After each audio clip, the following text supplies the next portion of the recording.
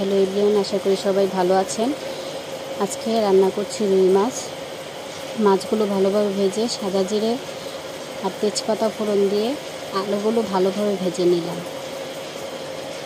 তারপর ধনিয়ার গুঁড়া, জিরার গুঁড়া, মরিচের গুঁড়া, হলুদের গুঁড়া ভালোভাবে এগুলা দিয়ে কষিয়ে নিলাম। ভালোভাবে কষানো হয়ে গেলে জল দিয়ে দিলাম।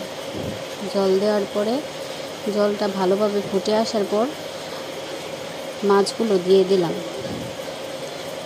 মাছগুলো ভালোভাবে